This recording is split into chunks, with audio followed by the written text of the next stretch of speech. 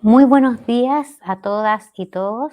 Como presidenta de la Red Latinoamericana de Convivencia Escolar, les doy la más cordial bienvenida a este encuentro internacional titulado Tiempos de Crisis, Acciones Imprescindibles y Retos.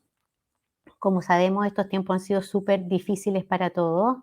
Hemos perdido seres queridos, hemos estado confinados a veces por largo tiempo, hemos tenido miedo, no hemos tenido que enfrentar a la incertidumbre y a pesar de todo eso estamos aquí para compartir nuestra experiencia respecto de lo aprendido y para reflexionar respecto de los retos que debemos enfrentar en un futuro. La verdad es que la Red Latinoamericana de Convivencia Escolar anualmente organiza un encuentro como este. Ahora es de manera virtual, el año pasado también fue virtual. Pero en esta oportunidad quisimos relevar las voces de ustedes, las voces de la comunidad educativa, la voz de los maestros, de los profesores, de los equipos directivos, de los encargados de convivencia escolar, de los estudiantes, de los presidentes de centro de alumnos, de los padres y de los apoderados, en el entendido que son ustedes los que hacen la transformación de la escuela y en el entendido que la academia puede ser el puente, puede ser el agente facilitador para promover esta participación. Los quiero dejar invitados para el día de hoy y para el día de mañana, que nos acompañen en este encuentro, que pongan su voz, que podamos aprender entre todos, nosotros de ustedes, ustedes de nosotros, y con ello pensemos, ¿cierto?, en un mejor futuro de nuestra escuela. Y independiente de este año, los dejo invitados también para nuestros próximos años y los próximos encuentros de la red. A continuación, le quiero dar la palabra a la doctora Catalina Morfín López. Ella es directora general académica del ITESO México, que es la institución, es la universidad que gestionó y organizó este evento, a quien estamos profundamente agradecidos. Gracias, Catalina. Muchas gracias. Muy apreciados directivos de la Red Latinoamericana de Convivencia Escolar, distinguidos invitados, queridos miembros de la comunidad universitaria, amigas y amigos todos. Aunque por las circunstancias debamos reunirnos de manera virtual, les doy la más cordial bienvenida al ITESO y a este encuentro titulado Tiempos de Crisis, lo aprendido, acciones imprescindibles y retos. Esta es su casa y esperamos que pronto de nuevo nos encontremos de manera presencial, como lo hemos hecho en ocasiones anteriores. Como saben, la Red Latinoamericana de Convivencia Escolar se fundó en 2008 y desde entonces el ITESO ha participado en ella, junto con otras universidades de Chile y de México. Subrayo esta participación porque el tema de la convivencia escolar es un asunto presente en el interés y actividades del ITESO. Tanto es así que en agosto de este año se recibió a la primera generación de estudiantes de la maestría en educación y convivencia. Estamos muy contentos por ello. Es una maestría que tenemos también en modalidad en línea y también presencial. Esta maestría tiene como principal propósito formar profesionistas expertos en diseñar, acompañar y analizar de manera participativa proyectos socioeducativos que promuevan el aprendizaje convivencial. Es decir, que favorezcan procesos de aprendizaje basados en la construcción conjunta de significados mediante la interacción y el diálogo. Los participantes en estos proyectos no solo producirán nuevos conocimientos y prácticas en torno al aprendizaje, sino que la forma en que lo harán haciendo contribuirá al fortalecimiento de una nueva cultura de convivencia, es decir, de las relaciones interpersonales, comunitarias y sociales que valore y respete la diversidad y promueva la actuación en sociedad y el cuidado de las personas.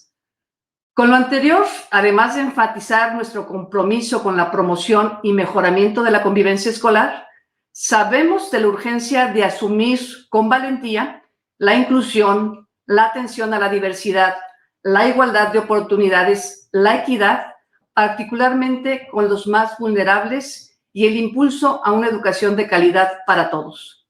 En otras palabras, reconocemos que las instituciones educativas no solo debemos atender los aspectos académicos de las escuelas y las universidades, sino también y sobre todo a enfocar nuestras actividades en el desarrollo de la democracia, la inclusión y la paz, lo que implica la formación de personas y grupos capaces de comprometerse activamente con la búsqueda de nuevas estructuras sociales. Estoy segura de que el coloquio de experiencias latinoamericanas que seguirá de esta inauguración, los 18 talleres y los 4 encuentros entre los pares encargados de la formulación de políticas públicas de convivencia escolar, de educación intercultural y de la formación de posgrado en el área de la convivencia escolar y cultura de la paz, así como la participación de los directores de preparatorias y secundarias que nos acompañan en este encuentro, contribuirán a fortalecer no solo lo ya dicho, sino también alentarán los siguientes 3 aspectos que me gustaría subrayar. Todos ellos provienen del Pacto Educativo Mundial convocado por el Papa Francisco. El primero de ellos es que para constituir una verdadera convivencia escolar es necesario fincar una esperanza basada en la solidaridad que surge de la conciencia de nuestra interdependencia, de saber que nadie se educa solo, pues solo así podremos generar paradigmas capaces de responder a los desafíos y emergencias del mundo contemporáneo, que comprendan y encuentren soluciones a las necesidades de cada generación y lleven a una humanidad más plena. El segundo aspecto es considerar que la educación en general y la convivencia escolar en particular son una cuestión de amor y responsabilidad que se transmite de generación en generación y que busca terminar con la actual cultura individualista que a veces degenera en un verdadero culto al yo o a la indiferencia. Estamos llamados a implantar de manera continua proyectos y actividades que ayuden a la escucha, al diálogo y a la comprensión mutua. Y el tercer aspecto, ya subrayado por la Red Latinoamericana de Convivencia Escolar en múltiples ocasiones, es entender que requerimos una arquitectura de la paz en la que intervengan las diversas colectividades y cada una de las personas que forman una sociedad, cada una según sus capacidades, pero sin excluir a nadie.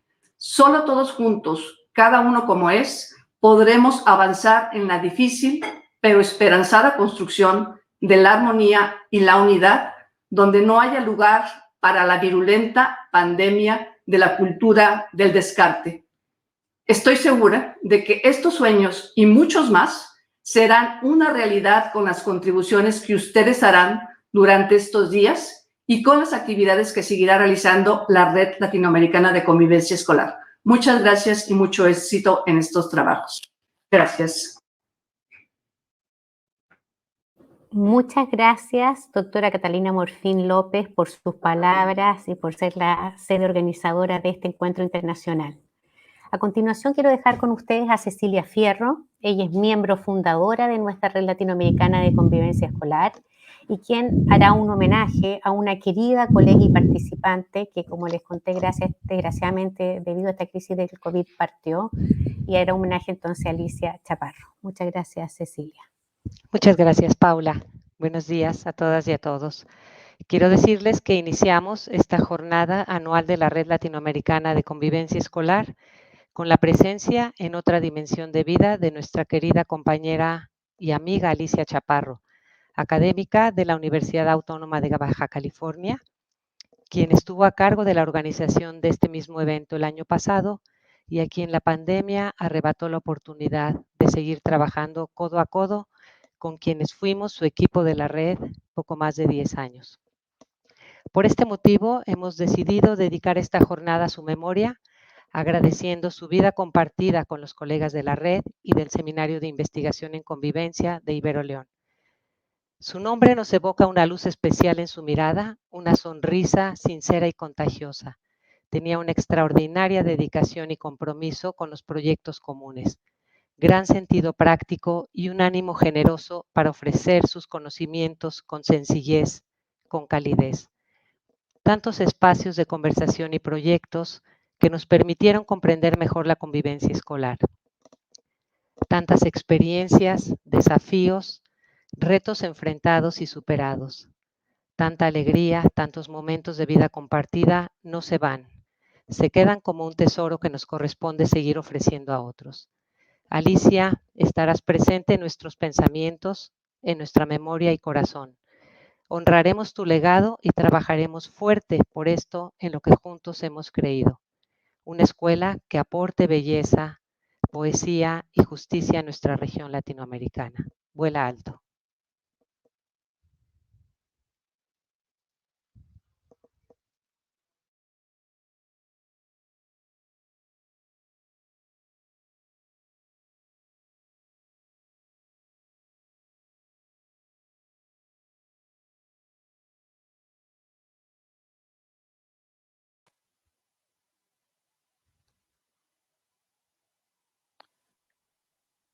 No,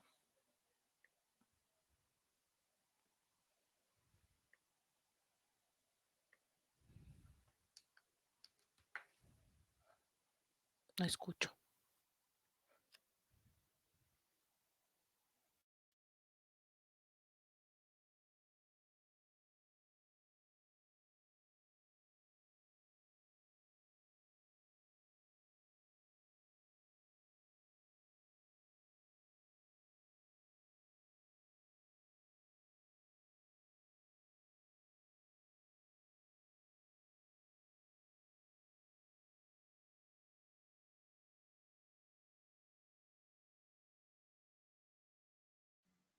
Buenos días, ¿me escuchan?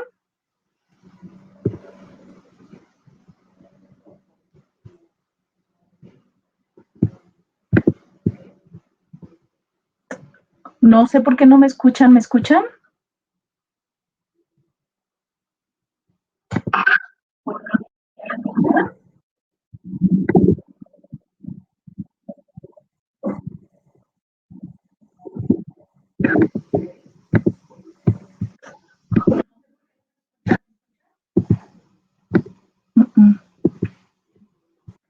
Sí, te escuchamos perfectamente. Puedes iniciar. Muchas gracias, Ceci. Una disculpa por los inconvenientes técnicos. No podía faltar y lo he dado yo. Bueno, pues muchas gracias a cada uno por sus palabras. Mi nombre es Claudia Arufe, trabajo en el ITESO y me toca...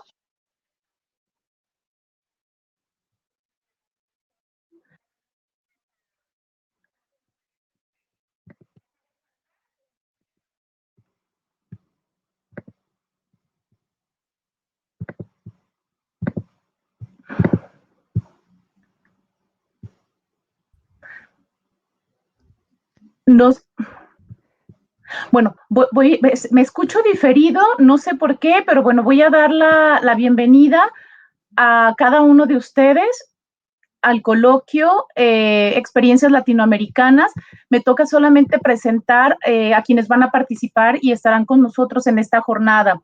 En primer lugar, y por orden alfabético de país, damos la bienvenida a Ernesto Javier Iriarte. Él es director de secundaria, vicerrector de la escuela 2 de 4 trabajadores gráficos. También damos la bienvenida a la maestra Elizabeth de Freitas. Ella nos acompaña desde Brasil, es directora y coreógrafa del grupo de Cantando la Vila.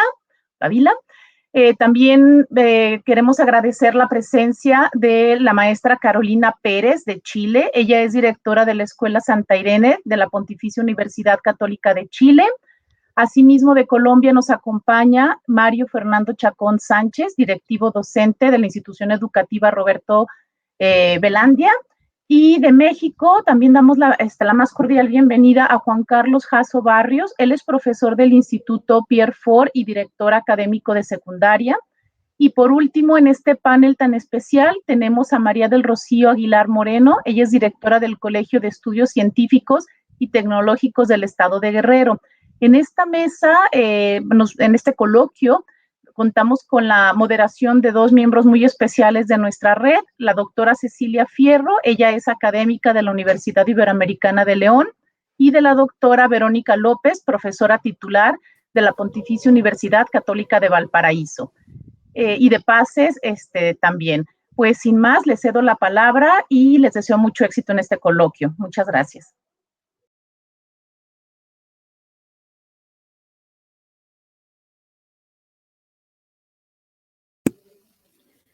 Hola a todos, hola a todas, sean bienvenidos. Mi nombre es Verónica López, me acompaña Cecilia Fierro. Yo acabo de entrar, entonces me perdí en qué están.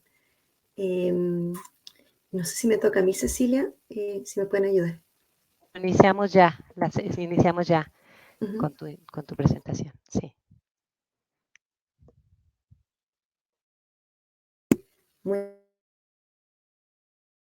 Tiene una gran inspiración, que es como Red Latinoamericana de la Convivencia Escolar.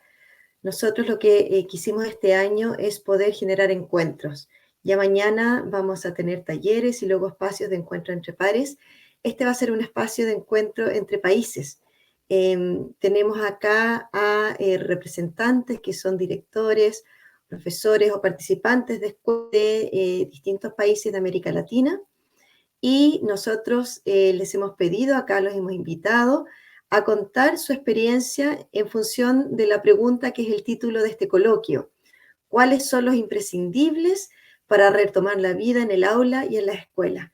Nos pareció como Red Latinoamericana para la Convivencia Escolar que esta es una pregunta esencial. Nosotros recibimos esos relatos y lo que yo voy a hacer ahora es compartir muy brevemente algunos puntos en común respecto de las respuestas que ustedes dieron a estos relatos y que ahora van a contar. ¿Bien? Para ello voy a compartir pantalla.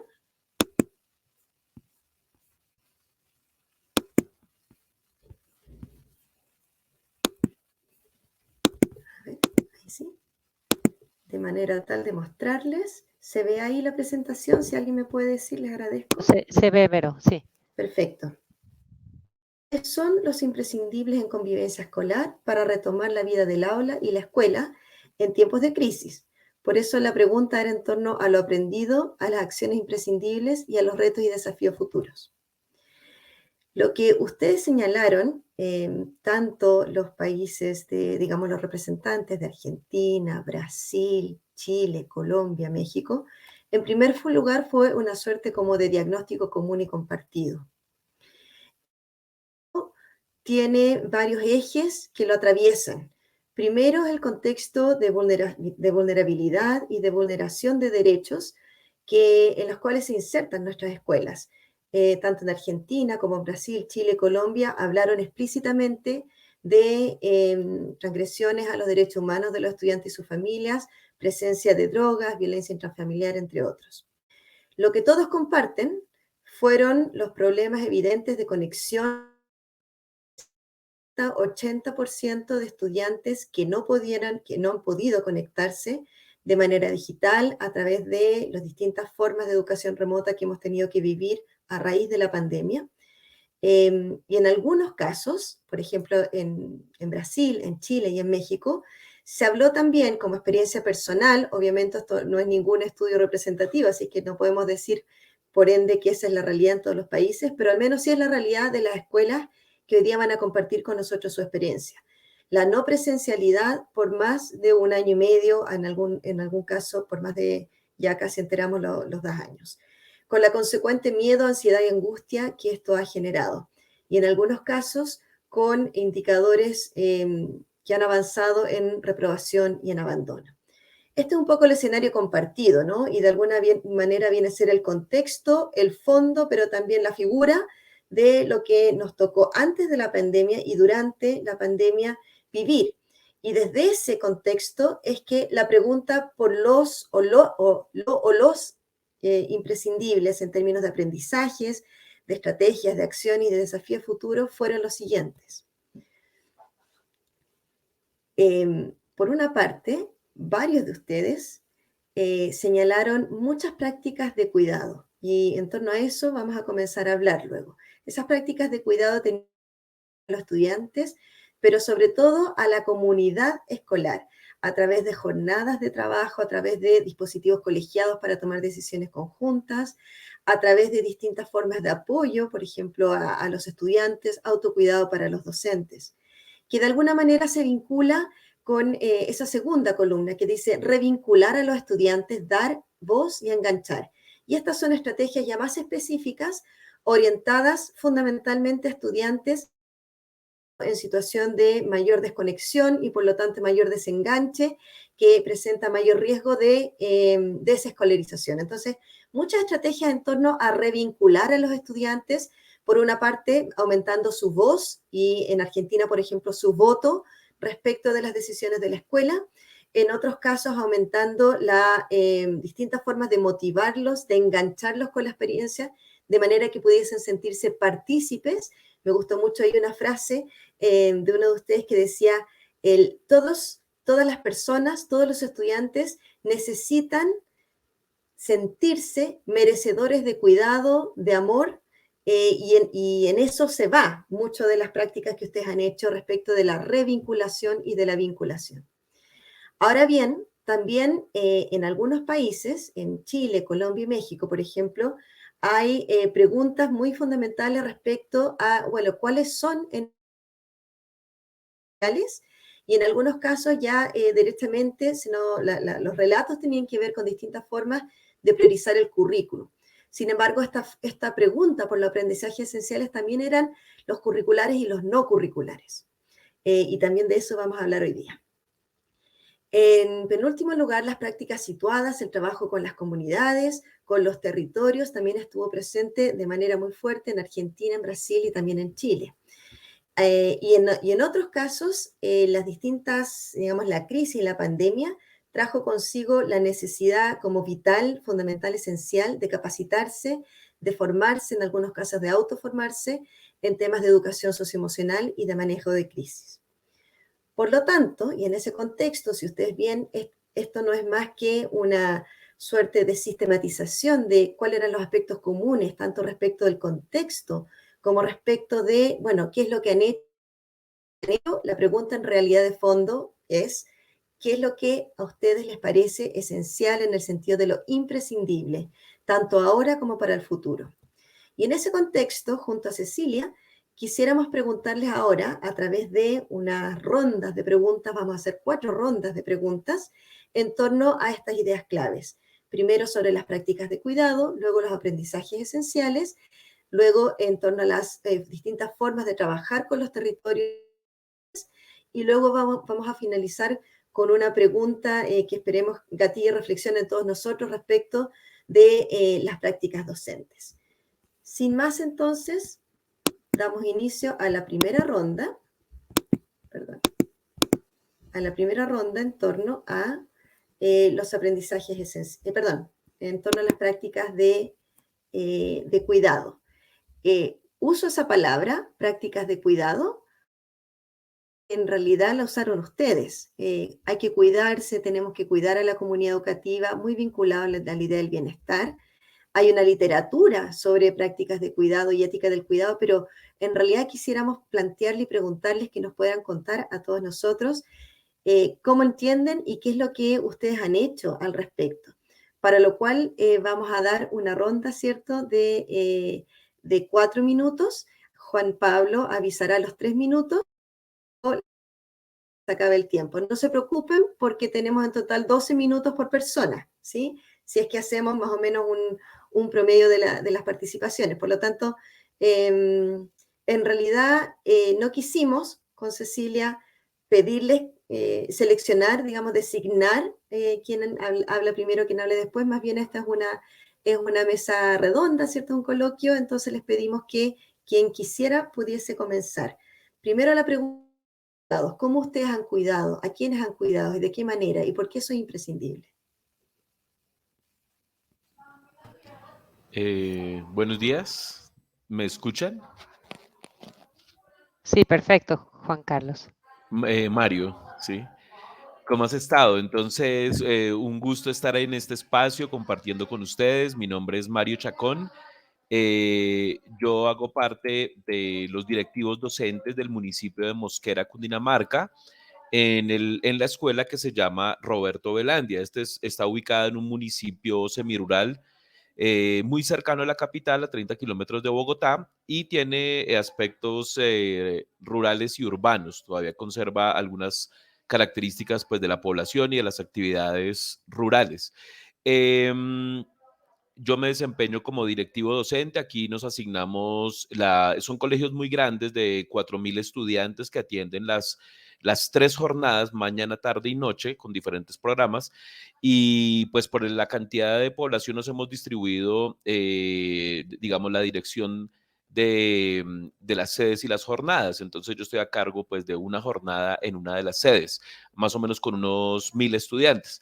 Entonces, digamos que frente a esta primera pregunta, pues ha sido algo muy interesante porque no fue algo planificado y en medio de esta manera como las cosas se fueron presentando, cuando no se nos avisó, se nos informó por parte del Gobierno Nacional, del Ministerio de Salud y del Ministerio de Educación que íbamos a confinamiento desde marzo del año pasado, pues esto nos tomó por sorpresa y no estábamos preparados, no sabíamos cómo íbamos a actuar, a reaccionar y pues nos fuimos a trabajo virtual, pero nos damos cuenta que la mayoría de familias no tenían conectividad, entonces tuvimos que empezar a pensar otras maneras para poderles llegar y empiezan a aparecer las diferencias o las dificultades que la sociedad colombiana tiene, pero que esta pandemia las pone de relieve.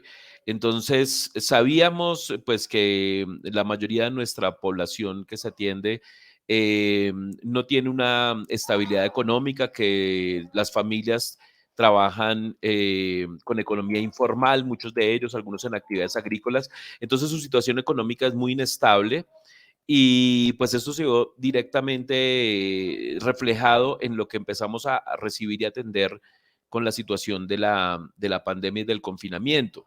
Entonces, a través de los maestros, cada maestro con su grupo, se dio como la posibilidad de que pudiera utilizar diferentes medios como grupos de WhatsApp, el correo electrónico. Bueno, generalmente tenía que ver con medios digitales que no siempre las familias podían acceder, pero nos pudimos enterar que pues muchos de ellos estaban teniendo problemas más allá de lo que la escuela normalmente estaba atendiendo, mucho de ello de tipo económico, de salud y problemas intrafamiliares.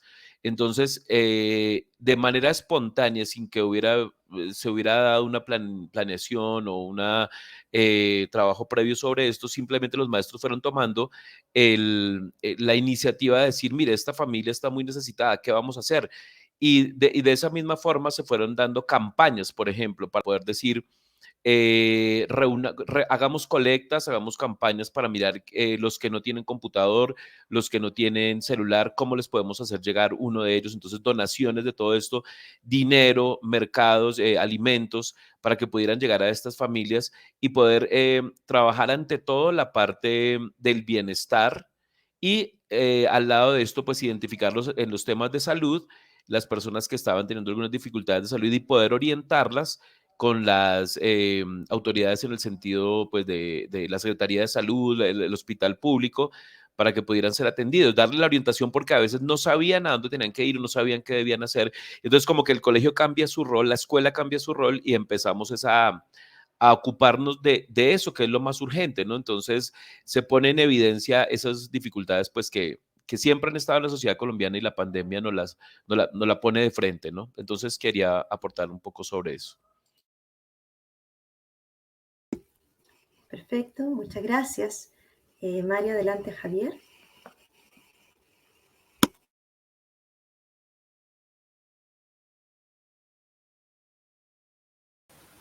Hola, ¿qué tal a todos? A todas, gracias por la convocatoria. En relación a esta cuestión del cuidado, entendemos que estuvimos, como decía recién el compañero, atravesados por una práctica donde está muy presente la cuestión del protocolo sanitario. La escuela, como institución de la modernidad, se configura también como una serie de prácticas protocolares en algún punto donde se intenta construir o se intentaba construir un hábitus, un modo unificado. Así que bueno, frente a esto, el protocolo sanitario genera un segundo ejercicio de sujeción de los cuerpos, ¿no? En aras del cuidado, claramente. Mi nombre es Javier Iriarte, yo trabajo en una escuela de reingreso, es una de 8 escuelas que están en la ciudad de Buenos Aires, atendemos a comunidades vulneradas, tanto en su situación social, vulneradas en sus derechos, salud, trabajo, vivienda, como también en su situación escolar. La mayoría de nuestros estudiantes, si no decimos todos, provienen de situaciones de exclusión por parte del mismo sistema educativo formal, y es por esto que la Ciudad de Buenos Aires constituyó un formato distinto de escuela donde tiene elementos parecidos a la educación superior, donde la cursada, la promoción, la acreditación de aprendizajes es por materia, no por año, o sea, no existe la figura de repitencia, no se acumulan materias que se adeudan, que quedan como previas. La escuela para esto es una escuela de pequeña escala, condición material que deviene simbólica, porque una escuela pequeña garantiza de algún modo la organización del trabajo docente en clave de cercanía con nuestros estudiantes, sus familias y todas las situaciones que acontecen en el territorio en el que ellos y ellas habitan. En este sentido, veníamos trabajando en una línea desde el 2004, que es cuando se crea la escuela, y hasta el 2019 de mucha presencia, de mucha cercanía, y esto se nos constituyó con la pandemia, con un régimen de aislamiento y de distanciamiento, en una pregunta, que es cómo acompañar aún a la distancia. En este punto, y trayendo la palabra de Laurence Cornu, el objetivo y el desafío fue hacer confianza. Confianza con pares, con nuestros compañeros docentes, trayendo esto que desarrollaremos en algún otro momento, prácticas de trabajo colegiadas, pensando los criterios de manera unificada. Esto también es cuidarnos, cuidar condiciones y criterios que habilitan condiciones de posibilidad para el aprendizaje, la inclusión, permanencia y egreso de nuestros estudiantes. Cuidado de la palabra como instrumento que aún con muchísima más fuerza en una situación como fue la de la pandemia, del año pasado especialmente, encontraba interrumpidos los circuitos y canales que veníamos trabajando en la presencialidad. En este punto apelamos a organizaciones comunitarias que daban alojo a nuestras comunidades, a nuestros estudiantes, para encontrarse y a través de una videollamada de WhatsApp, por ejemplo, sostener un encuentro en relación a situaciones de aprendizaje, situaciones vinculadas con vulneración de derechos, gestionar en relación a la salud, a la justicia, al trabajo, y en este punto hacer confianza con el territorio, saber que hay otras organizaciones gubernamentales, no gubernamentales, comunitarias, no vinculadas necesariamente con la escolaridad, con la educación, que ayudaban a sostener el escenario educativo. En este punto, perfecto. cuidarnos Quizás, es una disculpa, necesidad. Javier, luego vamos a retomar el tema de los territorios y las comunidades para que luego puedas profundizar en ese aspecto. Pasamos a, si les parece, a Rocío.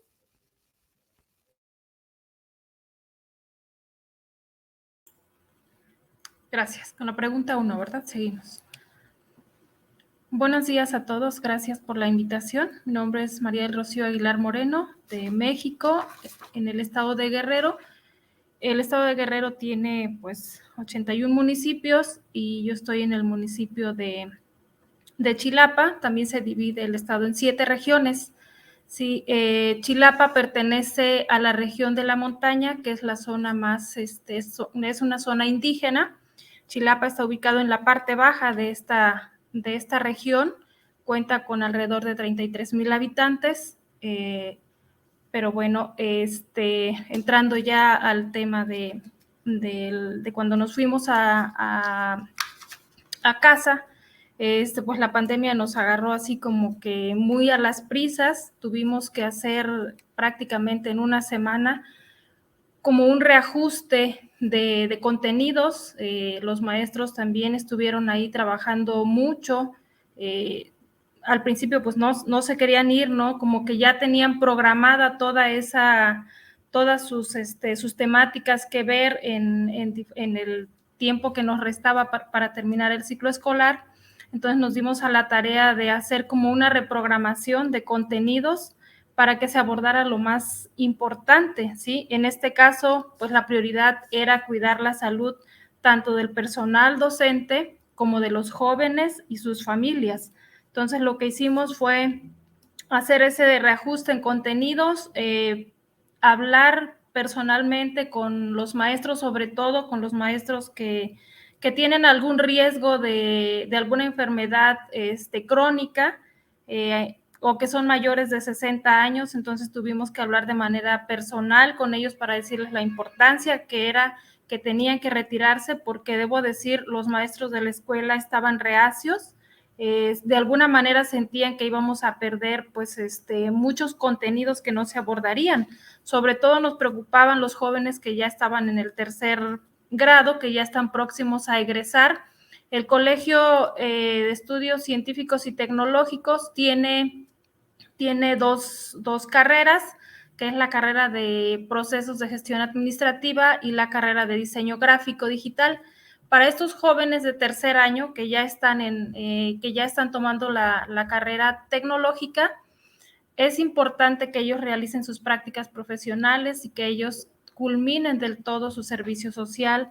Entonces, sí nos preocupaba tanto a los maestros como a mí como directora, nos preocupaba que los jóvenes no terminaran su trabajo de recepción, porque entonces no se les daría el certificado y el título de terminación de estudios. Entonces, sí nos dimos a la tarea de buscar dónde los muchachos pudieran hacer sus prácticas profesionales. Sobre todo, pedimos apoyo a diferentes instituciones, a diferentes comercios pequeños, porque la mayoría de los comercios o de las instituciones públicas, pues prácticamente cerraron sus puertas y todos nos fuimos al confinamiento. Repito, se trataba de cuidar la salud, pero también no dejar abandonados a nuestros jóvenes en los procesos que ellos tienen que cumplir para poder egresar al nivel superior inmediato. Entonces tuvimos que buscar esas. Gracias. Muchas gracias, Rocío. Quizá luego podemos retomar el tema del trabajo, ¿cierto?, con las pequeñas empresas. Ahora viene Juan Carlos. Muchas gracias, buenos días a todos. Soy Juan Carlos Jasso, trabajo en una escuela, en un colegio particular en la ciudad de Guadalajara, en México, y pues bueno, es una realidad, como lo han dicho los compañeros, que se va viviendo de distintas maneras en distintos frentes. Si bien es cierto no es cierto que todos estamos en el mismo barco, nos ha tocado estar en el mismo mar y el último año y medio, 2 años, ha estado este mar un poco picado, con mucho ajetreo y mucho movimiento. Y creo, precisamente, como lo percibo también con mis compañeros de este foro, que algo en lo que primero nos centramos es en ubicar esta realidad, esta nueva normalidad que va más allá solamente de una pauta de convivencia diferente y del uso de cubrebocas y de una sana distancia y de un lavado frecuente de manos, porque empezamos con los cuidados a la salud durante mucho tiempo, que bueno, a la fecha se siguen manejando, y de la misma manera empezamos después con el cuidado en un sentido más profundo, que es la pregunta en la que estamos ahora. La realidad de nuestros jóvenes y de nuestros adolescentes se modificó profundamente y creo que fueron los últimos en empezar, los niños y los jóvenes, a reincorporarse en la nueva dinámica de vida que teníamos, al menos en nuestro país. Y hablamos en realidad de varios ciclos escolares, pues, porque en el caso de México, como en algunas de sus instituciones, nos interfirió con el cierre de un ciclo escolar prácticamente en línea y un arranque de ciclo escolar diferente. Y esto, pues, a la percepción de los jóvenes, definitivamente les robó oportunidades, eventos y momentos. Y si no partimos desde esta comprensión de la realidad como la vive el joven o la vive el adolescente, con sus necesidades particulares, sus necesidades sociales, sus necesidades también profundamente personales, porque sabemos que el adolescente tiene esta necesidad social, pues definitivamente cualquier acercamiento sería impreciso. El hecho de comprender que esta pandemia la comprenden en ciertas dimensiones y comprende los protocolos sanitarios en ciertas dimensiones, pero también que le restringe las posibilidades de un contacto que es plenamente natural entre los adolescentes, ¿no? Que les impide abrazarse, les impide darse un beso, acercarse, simplemente como lo tenemos acostumbrado, al menos en nuestro instituto y creo que en muchos de los adolescentes, y esto modifica la convivencia por completo. Se restringió a la parte de los medios digitales. Muchos de los adolescentes en nuestro colegio al menos siguieron juntándose solamente a través de los videojuegos o las redes sociales. Y pues bueno, esto tiene de una u otra manera una incidencia en sus interacciones cotidianas. Y definitivamente aunque las clases en modalidad virtual, como lo decían, en nuestro caso pudieron ser llevadas a cabalidad, buscaron ser participativas, buscaron ser interactivas, pues bueno, las características mismas de la digitalidad de la educación pues restringe ciertas posibilidades. Y esto, en algún sentido, pues modificó la manera como llevábamos la educación. ¿En qué sentido? En el sentido de la importancia del acompañamiento personal. ¿Por qué hablamos del acompañamiento? Primeramente porque nuestra realidad se modificó, tanto de nosotros como adultos, a unas magnitudes que ni siquiera nosotros considerábamos o entendíamos, y pues ha requerido hacer una mirada más cercana, independientemente de la sana distancia. Muy bien, muchas gracias, Juan Carlos. Esta pregunta concitó alto interés, entonces vamos a dar también la palabra a Carolina respecto a las prácticas de cuidado.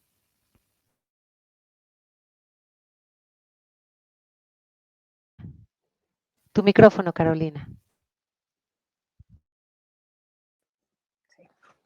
Una de las frases que más se escucha en estos tiempos, micrófono, micrófono, la verdad está que siempre no nos suceden algunas cosas. Mi nombre es Carolina Pérez, directora de una escuela básica municipal de la Corporación Municipal de La Florida en Santiago de Chile, atendiendo a una población, la mayoría de los colegios municipales de Chile atienden a la población más vulnerable, ¿verdad?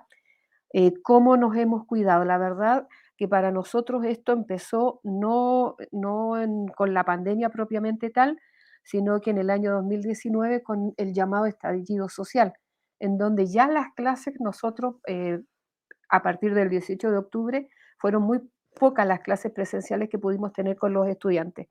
Entonces, ante esta situación, la verdad está que a lo mejor un poco privilegiados ante la pandemia, porque ya teníamos una especie de experiencia, ya nos dedicamos en el retorno a clases de este momento del estallido social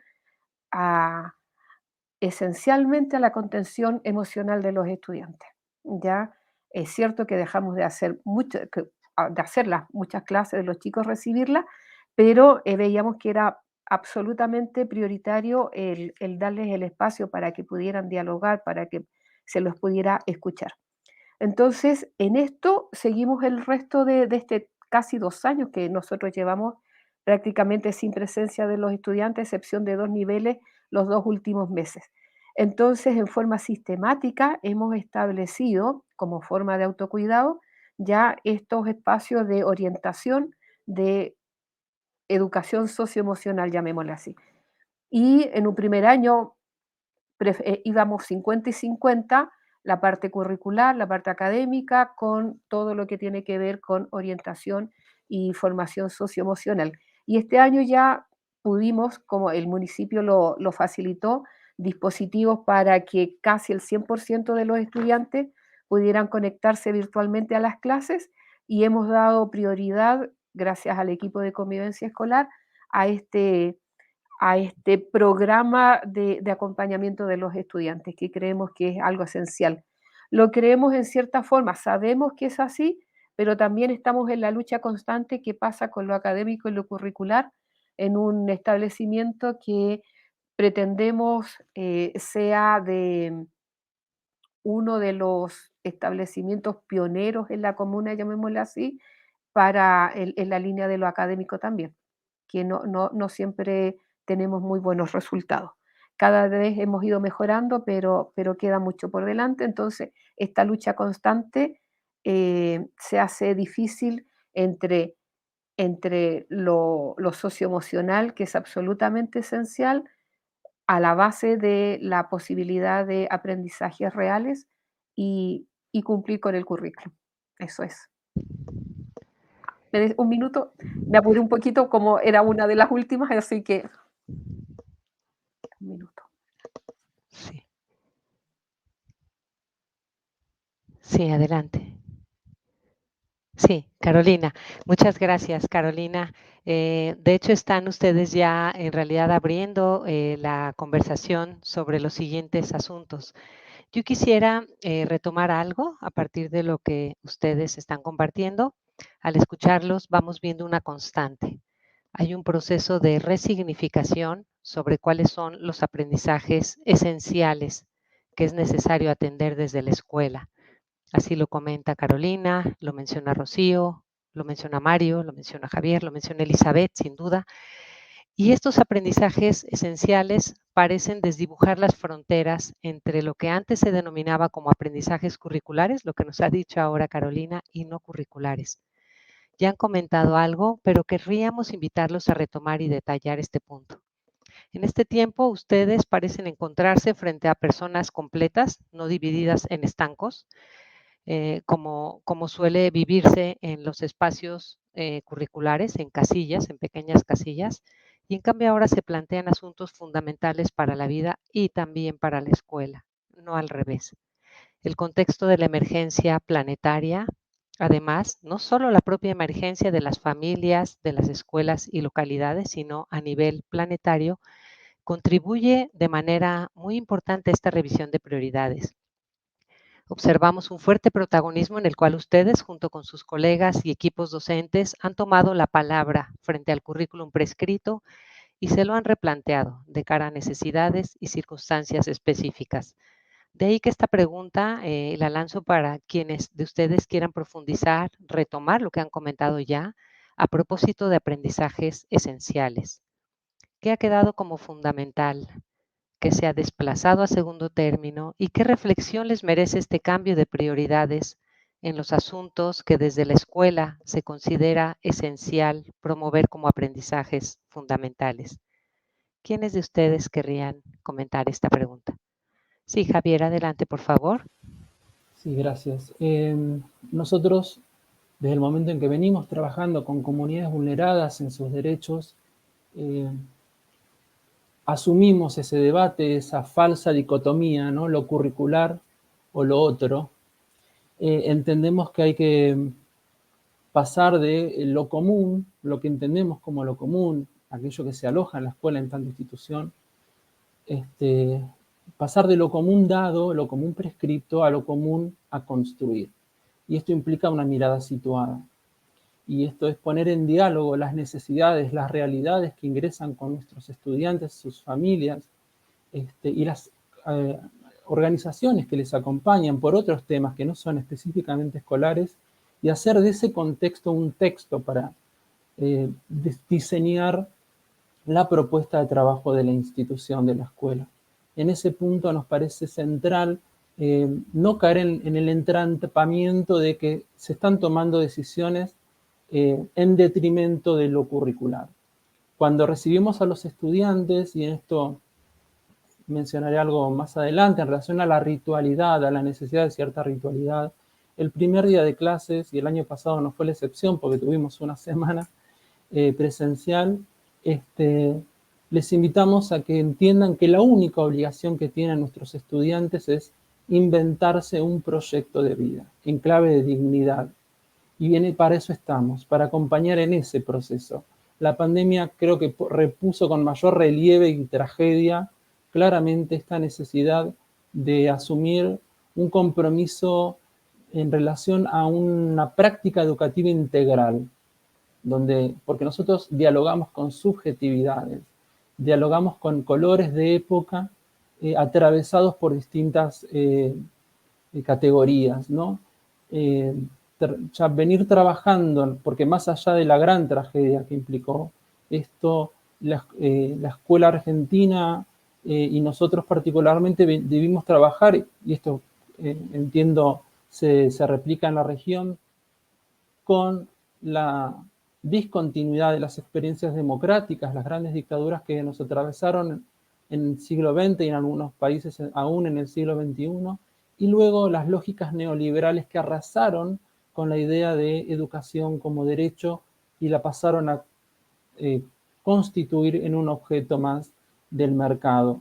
Con eso tuvimos que trabajar, y esto comparto lo que dijo el compañero, no compartimos todos el mismo barco, no todos los estudiantes, no todas las familias cuentan con la misma posibilidad de acceso a través de dispositivos para la propuesta educativa que nos encontró el año pasado y aún hoy. Y en este punto, lo esencial, entendemos, es un trabajo y un reconocimiento del otro que nos invita a una suerte de incomodidad, en tanto reconocimiento del otro como algo distinto de lo que uno es. y de lo que uno pretende.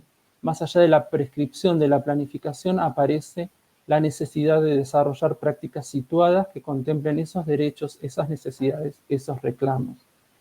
Básicamente esto se nos constituyó en un irrenunciable en este año y en esta parte del 2021 en lo que hoy nos encontramos. Nada más.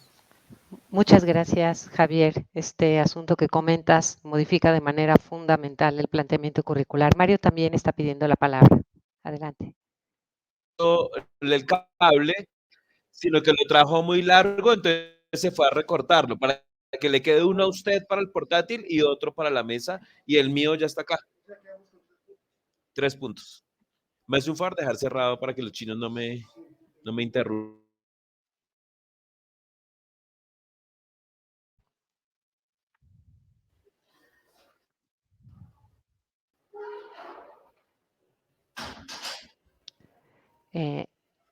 ¿Le damos la palabra a Mario o tienes complejidades y se la pasamos a Rocío?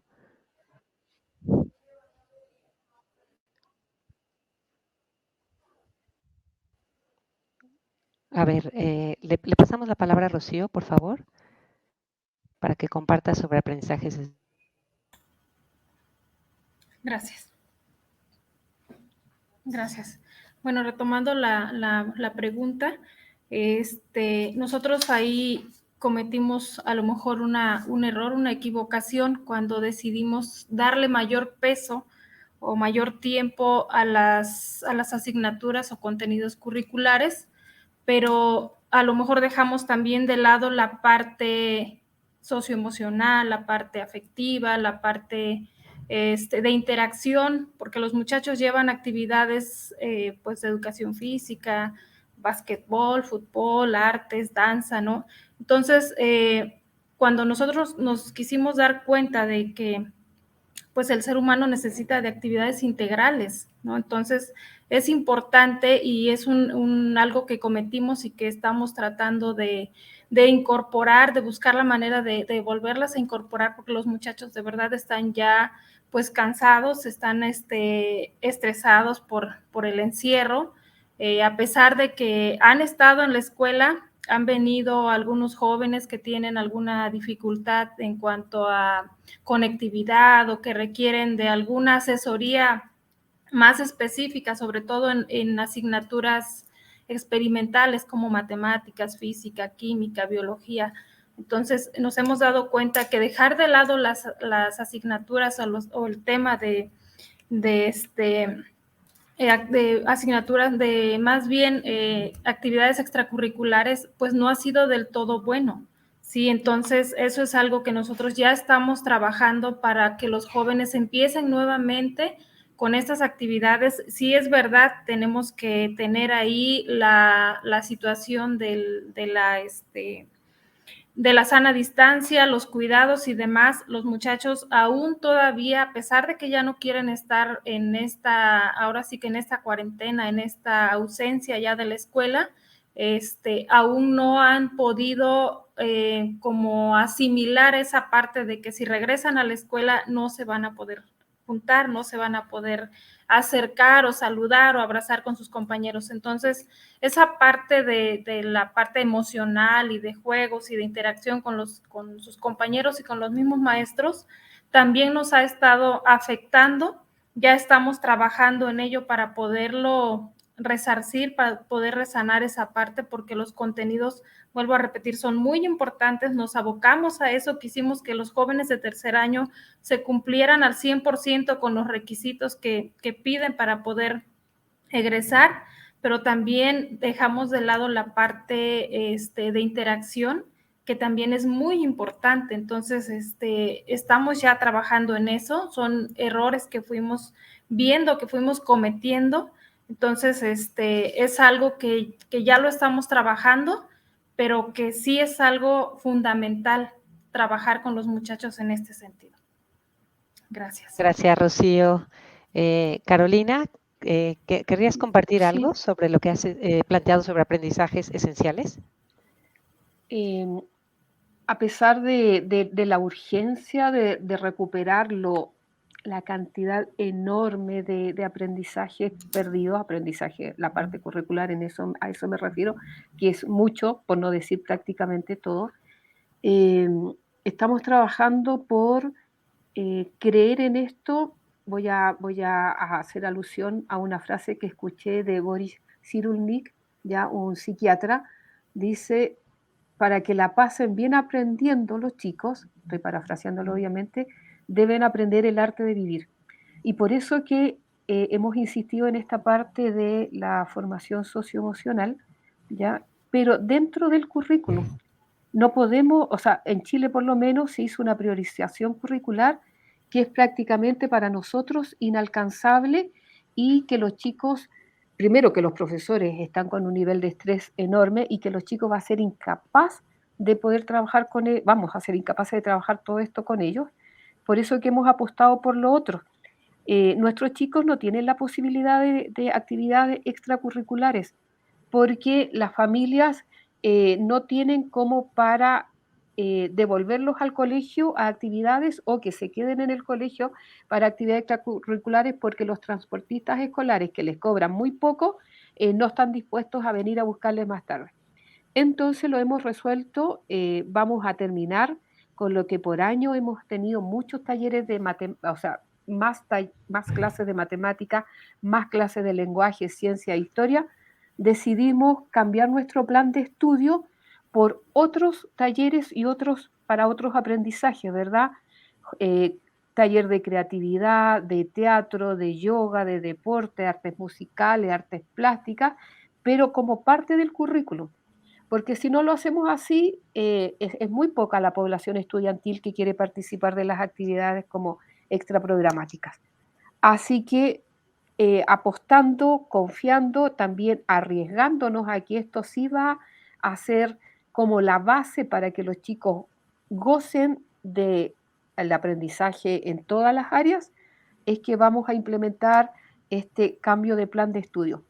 Yendo contra lo que a lo mejor la mayoría cree que tenemos, y nosotros también, está en el fondo, aunque estamos queriendo arriesgarnos, está el querer recuperar estos aprendizajes perdidos.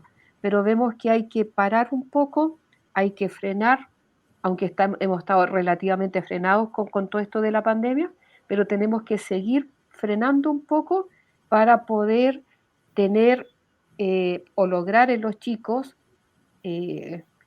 personalidades relativamente sanas para que se puedan enfrentar a todo lo que la vida les trae, ¿verdad? También la necesidad, obviamente, de una buena preparación académica, pero los expertos dicen que se logra si es que la persona misma está sana en sí. Así que por eso que vamos a apostar a esto. Y junto con esto, para poder lograrlo, obviamente, el acompañamiento de los profesores, la formación de los profesores, en eso hemos estado, pero debemos continuar para que ellos sean los que transmiten a los chicos esto que queremos. Eso.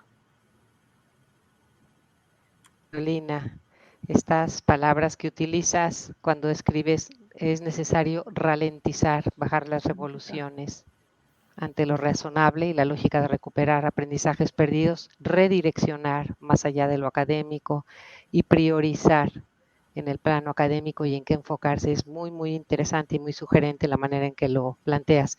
Mario querría compartir y Mario parece que tuvo problemas de nuevo.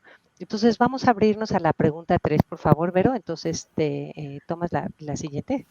Perfecto.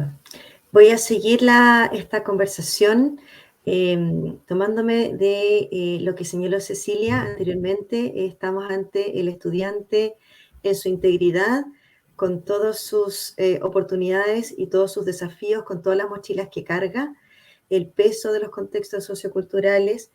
Y estamos también ante un estudiante que está en su casa, con su familia, y la familia entra entonces a la escuela de una manera que no había, en muchos casos, no había ocurrido antes. Así también el entorno y el territorio. Entonces, eso nos hace plantear respecto de cómo han trabajado ustedes con los territorios, con las comunidades, cómo los agentes de la comunidad, como es el caso de Elizabeth, quien ya nos va a contar, ha trabajado y se ha acercado al establecimiento. ¿Cuál es esa relación que quizás se ha subvertido, se ha invertido o no la relación con la comunidad. Recordemos que en muchos casos las escuelas en América Latina, dado los contextos de alta violencia, se viven a sí mismas como en cápsulas, a veces como nadando contra la corriente, es lo que ellas mismas muchas veces relatan. Y entonces, ante este nuevo escenario, de tener que entrar a cuidar también al otro, a las familias, a trabajar con los contextos, cómo lo han hecho y qué han aprendido de eso y cuáles son entonces los imprescindibles. Vamos a comenzar con Elizabeth.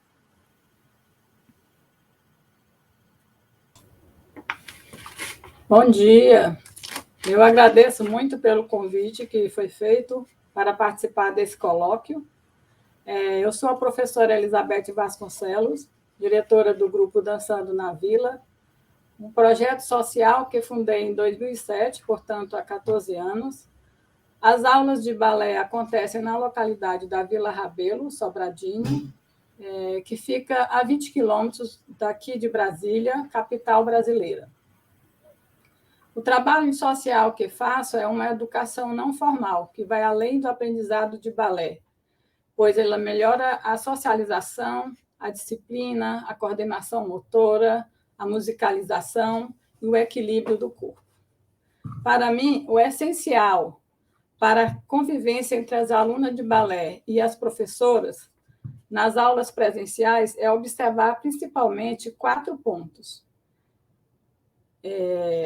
Existe uma grande ansiedade das alunas nesse momento para esse retorno das aulas, pois na Vila Rabelo existem 5.000 famílias e ainda acontecem muitos casos de coronavírus.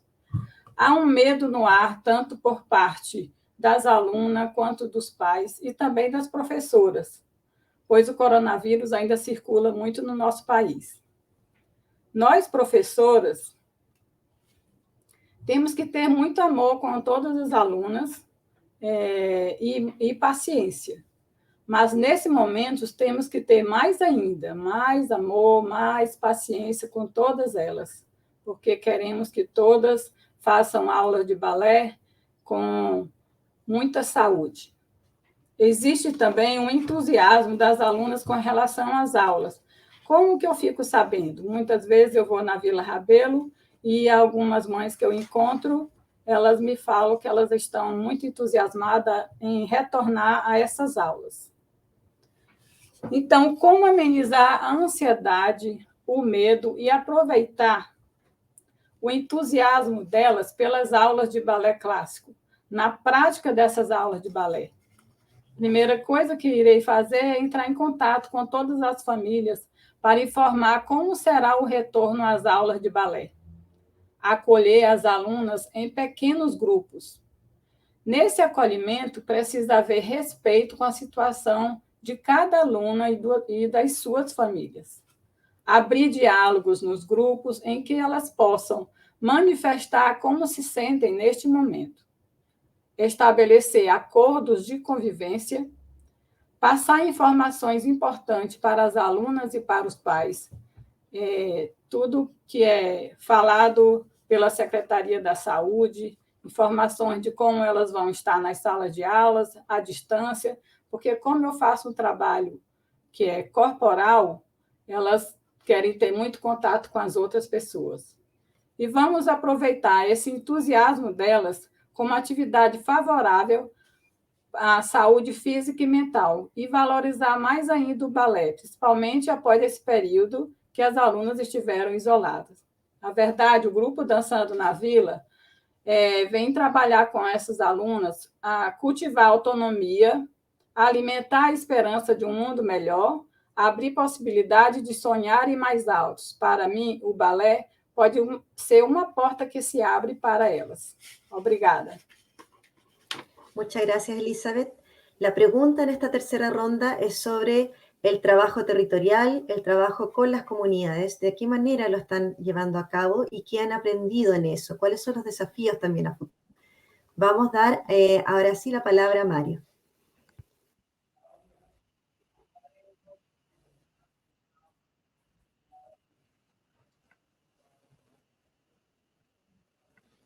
Bueno, muchas gracias. ¿Me están escuchando bien? Mario, sí, perfecto. ¿Me escuchan? Perfecto, Mario, sí. Bueno, entonces, sí, retomo un poco sobre las dos preguntas. Muy importante, ¿sí? ¿Me escuchas? Sí, perfecto. Bueno, entonces, sobre las dos preguntas las puedo relacionar, la 2 y la 3 en cuanto a que frente a la preocupación por los contenidos curriculares y el cumplimiento de los objetivos y de las metas de aprendizaje, pues resultó pasando a un segundo plano. Empezó a cobrar mayor relevancia el cuidado, sobre todo de la salud y de la vida, y digamos, el año anterior nosotros trabajamos con un calendario escolar que va de febrero a noviembre. Entonces, finalmente decidimos por abrir los espacios para que los estudiantes pudieran presentar evidencias de algún trabajo. Y nos despegamos un poco de esa preocupación por las metas de aprendizaje. Sabíamos que el contexto era difícil, que las situaciones que se estaban enfrentando eran muy complejas y por esa razón tratamos de, pasamos a un segundo plano los objetivos de aprendizaje, digamos, tradicionales curriculares. Y ahí viene relacionado con la tercera pregunta, surgieron algunas estrategias interesantes, por ejemplo, desde los profesores de educación física, poder trabajar desde la lúdica a partir del juego. Entonces, integrar a la familia en algo que se llamó el juego robertista. En nuestra escuela se llama Roberto Velandia, entonces el gran juego robertista. Este año hicimos la segunda edición, donde la familia podía reunirse, sobre todo en los momentos que estábamos en confinamiento, para jugar, hacer juegos tradicionales, poder tener una evidencia a través de un video o de un relato y poder contar pues lo que se había hecho en familia para tratar de, pues, de salir. Y este trabajo se podía valorar desde diferentes áreas, ¿no? Entonces era como una disculpa, un abrebocas para poder entrar a otros aspectos pues, de la vida familiar también.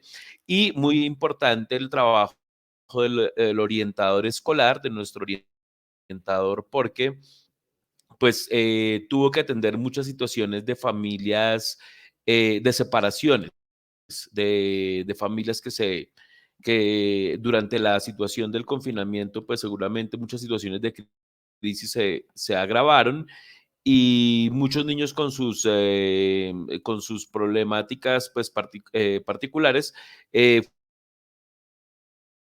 fueron llevando a que el Oriente conociera.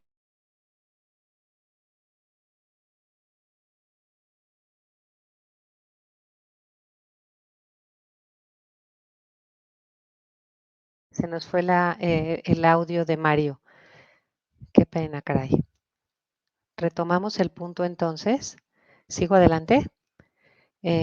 Quisiera entonces abrir un último asunto. Yo quisiera decirles que todo esto que van poniendo sobre la mesa es muy, muy relevante y este último asunto en el fondo está implicado en todo, en absolutamente todo lo que han compartido hasta ahora.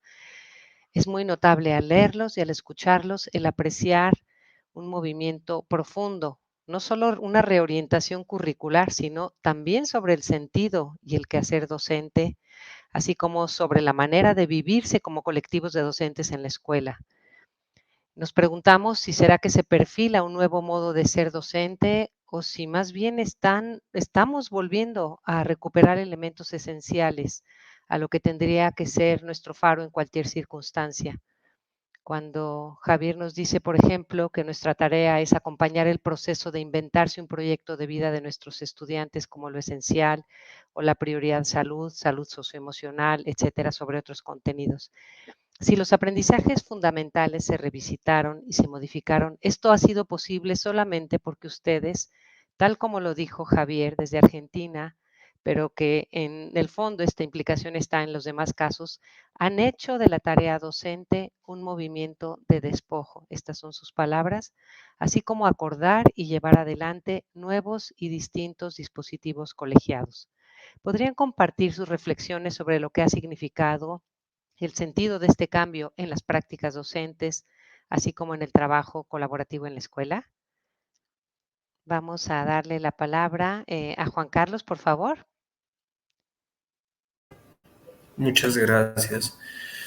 En el instituto en el que trabajamos, que lleva por nombre el nombre de un jesuita, el padre Pierre Fort, sacerdote jesuita, algo que el padre nos dejaba como fundamento de nuestro modelo de educación personalizada es que la educación es una forma de llevar a cabo las relaciones. La formación del docente, ahorita con la pregunta que hacías, es recuperar, desde mi perspectiva, ciertos puntos esenciales que de una u otra manera se han dejado de lado precisamente por atender las cargas curriculares que finalmente van cambiando, porque el mundo sigue cambiando y por eso pues, la premiancia de aprender a aprender. Creo que de una u otra manera en el proceso de formarnos como acompañantes de los jóvenes, de los niños, y de formarlos a ellos también como unos agentes de acompañamiento, por ahí escuchaba yo el término de tutores de resiliencia, porque no hay psicólogos especialistas en salud mental, sociólogos ni profesores que alcancen a cubrir todas las necesidades que surgen de esta crisis a nivel mundial. Y entonces, en la realidad, al menos de nuestro instituto, que antes de la pandemia ya teníamos este espacio llamado grupo de animación para hacer un proceso de acompañamiento, como lo decía el padre, de acompañar el alma, que tiene que ver con acompañar un proceso educativo, que tiene que ver con acompañar un proceso personal y un proceso social, pues ahora tiene mucho más relevancia. ¿Por qué? Porque los jóvenes recuperan ese contacto entre sí mismos y nos resulta indispensable que en ese proceso de retomarse y retomar a las familias, porque ahora las familias son protagonistas, siempre lo han sido en el proceso educativo, pero tanto en el pacto global como en la realidad que hemos vivido, nos damos cuenta del papel preponderante de las familias en el proceso de educación de los jóvenes, de los niños, y por eso necesitamos movilizar desde la reflexión profunda la conciencia. Qué difícil es llegar a la conciencia, qué difícil es mover nuestra propia conciencia, pero hemos tenido una crisis mundial que nos ha llevado precisamente a replantearnos esta naturaleza. El brindar un espacio para que las personas, inclusive nosotros como adultos, replanteemos cómo hemos cambiado en este tiempo. Hay muchas personas que creemos que no hemos cambiado o que no percibimos estos cambios, cuando en realidad hemos cambiado profundamente. Hemos cambiado porque la crisis y la situación nos ha hecho cambiar, como muchas crisis y como muchos momentos nos han hecho cambiar. En los grupos de animación, que son, en nuestro caso en el colegio, grupos elegidos por los mismos adolescentes, porque el adolescente confiere esa autoridad al maestro o al adulto, no es nada más al maestro que le toca, a veces se lo da más a un maestro de educación física, a veces se lo da incluso a una persona de servicio de intendencia. El adolescente delega esa autoridad y dentro de nuestro grupo de docentes eligen los alumnos en mezclas de niveles de secundaria, en nuestro caso hablando de secundaria, qué adulto quieren que los acompañe en ese proceso. Y al delegar esa autoridad, entonces se hacen espacios de profunda toma de conciencia, desde el trabajo cotidiano hasta la vida misma. No necesita ser un grupo terapéutico, no necesita ser más que un espacio de acompañamiento.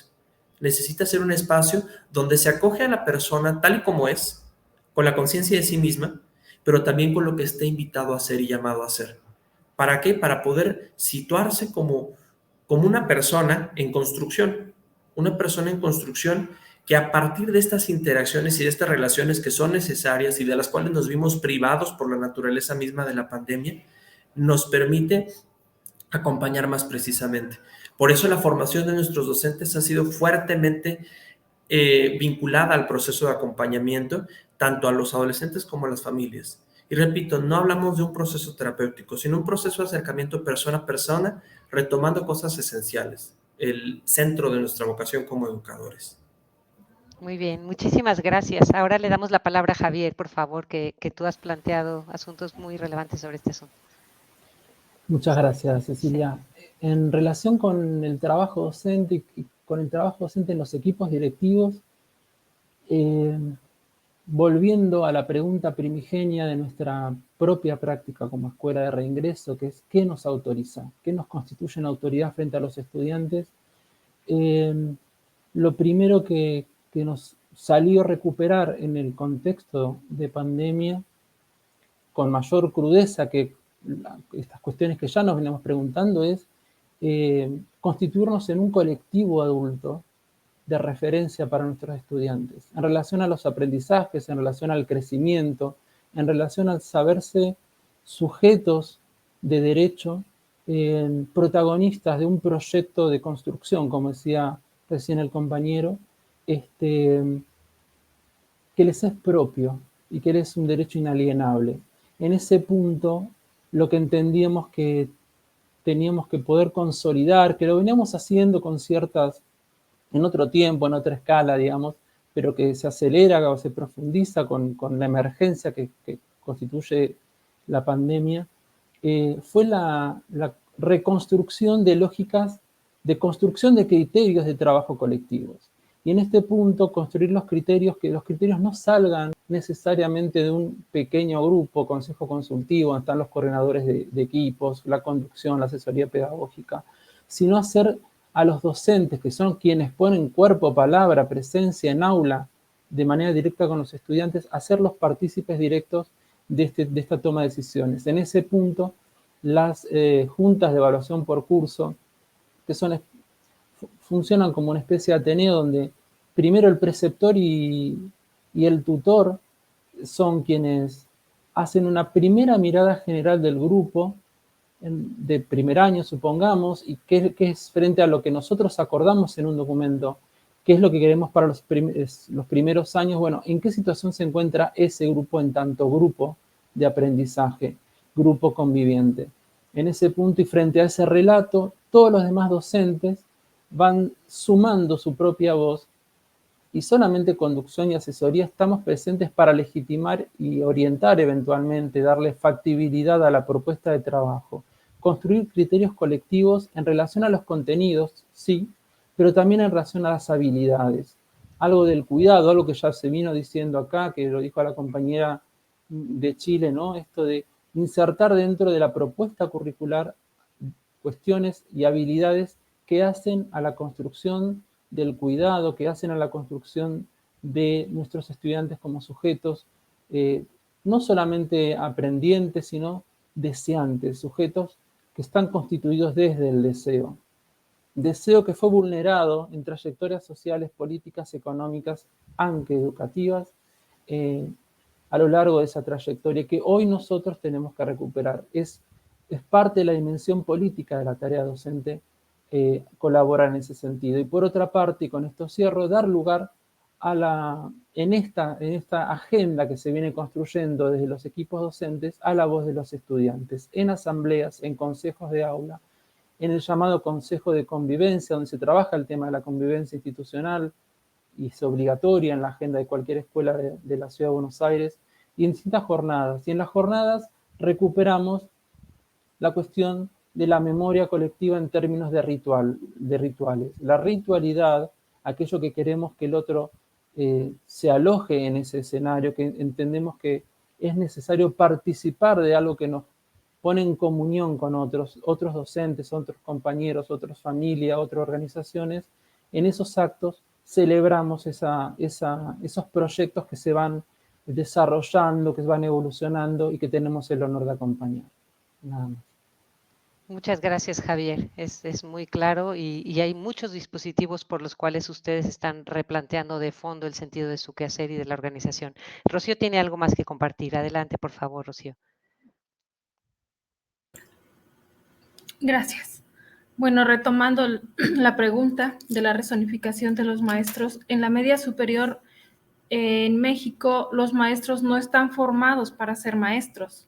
Entonces, pues tenemos ingenieros, tenemos algunos médicos, químicos, biólogos, personas que estudiaron otras carreras, pero no para enseñar. Entonces, con el tema de la pandemia, pues esto se dio como que vino más a flote, ¿no? Que las habilidades pedagógicas pues nos hacen mucha falta en la media superior.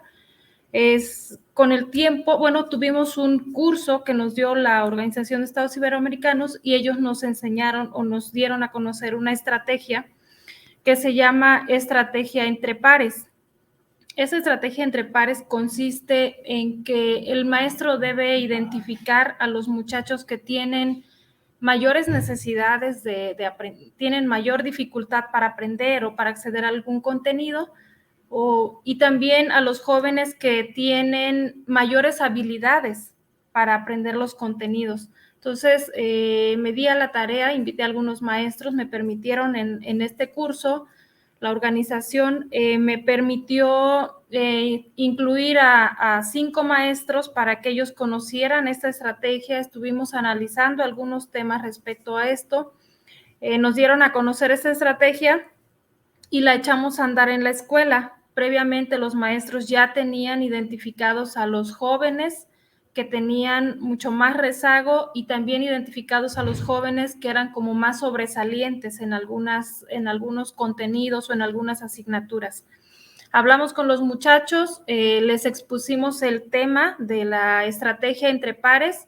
Debo decir que a los jóvenes que fueron los tutores, se les dio a conocer a todo el grupo, a todos los grupos que participaron, que fueron 5 grupos, se les dio a conocer la estrategia y siempre se les puntualizó que quien quisiera participar en esta estrategia de apoyar a sus compañeros era totalmente, si ellos querían, ¿sí? El que quisiera participar para apoyar a algún compañero que necesitara de mayor apoyo, era voluntario y podían dejar de apoyarlo en el momento que ellos se sintieran presionados o que empezaran a sentir que era como una carga más a su trabajo de la escuela.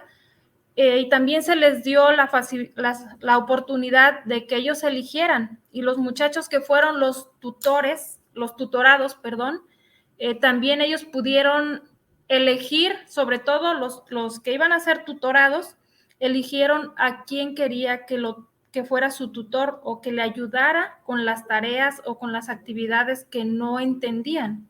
Entonces comenzamos a trabajar, organizamos a los grupos de tal manera que no sé si ya terminó mi tiempo o seguimos, o puedo seguir. Bueno. Ya nada más cierra, por favor, sí. Ok, los jóvenes buscaron ellos quién los tutorara y de esa manera pudimos nosotros salvar a los alumnos que estaban en riesgo de abandono y en riesgo de reprobación. Muchas gracias, Rocío. Le pedimos a Carolina muy brevemente tu reflexión y después a Elizabeth sobre cómo resignificaron la práctica docente y el trabajo colaborativo. Gracias. Procuraré hacer breve, solo 2 ideas. Cambios producidos en el trabajo docente. Uno que el que quiero relevar es esta comunicación que se ha producido con la familia, esta comunicación más estrecha. Yo creo que siempre ha existido, pero el entrar a las casas de los estudiantes, obviamente a través de las clases virtuales, ha permitido el que esta comunicación entre familia y profesor se haya enriquecido de una forma pero enorme, muy, muy, muy significativa, al grado de saber inclusive hasta pequeños detalles y todo, o darnos cuenta de situaciones de vulneración de los derechos de algunos estudiantes a través de cosas que estaban sucediendo a través de la pantalla. Así que eso creo que ha sido pero extremadamente bueno en estos cambios que hemos tenido que producir. Y lo otro, rapidito un par de frases, el habernos obligado a entrar en el mundo digital en el que nacieron nuestros estudiantes. Exacto. Y para eso ha sido absolutamente positivo la colaboración entre los docentes, entre los pares. El que sabe un poco más le enseña a los demás, el buscar estrategias en común para poder hacer frente a dificultades tecnológicas inclusive, creo que ha sido relevante. Así, sí. Cortito. Muchísimas gracias, Carolina, muchas gracias. Y finalmente vamos a escuchar a Elizabeth. ¿Cómo se resignificó la práctica docente y el sentido de la escuela con tu experiencia? Sí. Uma maneira de ressignificar essa prática é fazendo a articulação entre a educação formal e a educação não formal. Exacto. O grupo Dança na Vila, eu tenho muito contato com as mães e elas sempre me procuram E a gente convence muito as mães a procurar as escolas para se formar como que estão suas alunas, suas filhas. Nós temos na Vila Rabelo mesmo muito caso de gravidez precoce, de drogas, e todas essas práticas de educação física, de balé, de atividades corporais, ajudam muito a todos esses adolescentes e crianças a saírem desse mundo e trazer para um mundo melhor. E a gente pode ajudar nas escolas, porque elas vão adquirir boas posturas, uma socialização entre todas as crianças e adolescentes. E é isso. Eu agradeço muito a vocês. Muchas gracias, Elizabeth. Y le vamos a dar la palabra entonces a Vero ahora para que cierre nuestra sesión. Muy bien, a modo de cierre, yo quisiera compartir con ustedes como las siguientes reflexiones. Me dejó bien impactada estas últimas, la manera en que comparten las prácticas en torno a las distintas estrategias de tutorías entre pares, educación formal y no formal, porque yo creo que nos invierte, nos cambia, nos transforma la pregunta por quién es el que enseña y quién es el que aprende.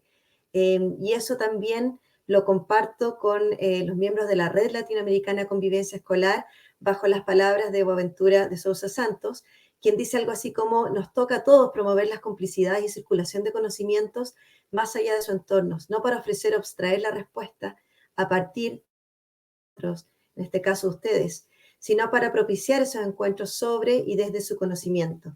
Desde ese sentido, desde la Red Latinoamericana de Convivencia, nos sentimos y nos ofrecemos también como parlantes de sus propios saberes, de sus propios conocimientos, y también a la invitación a ustedes mismos a hacer lo mismo en sus escuelas, no convertirse en parlantes, en audífonos, respecto de cuáles son los saberes y los conocimientos producidos por los mismos participantes, por los estudiantes, entre esos estudiantes, ¿cierto?, que estaban más descendidos y con los que tenían más talento, entre esas educadoras que trabajan fuera, pero en la escuela, y los profesores de aula regular. Y aquí desde las epistemologías del sur, porque acá hemos escuchado mucho como estrategias prácticas que son propias de la educación sociocultural, de la animación sociocultural, de la pedagogía popular. Y entonces quisiéramos recordar a Paulo Freire, quien decía que nadie se educa a nadie, que nadie educa a nadie, que nadie se educa a sí mismo, que las personas se educan entre sí con la mediación del mundo. Y por último, les dejamos un grabado de Borges, brasileño, quien señala en este grabado que la educación sí es la base de todos, lo fue, lo es y lo seguirá siendo. Muchas gracias.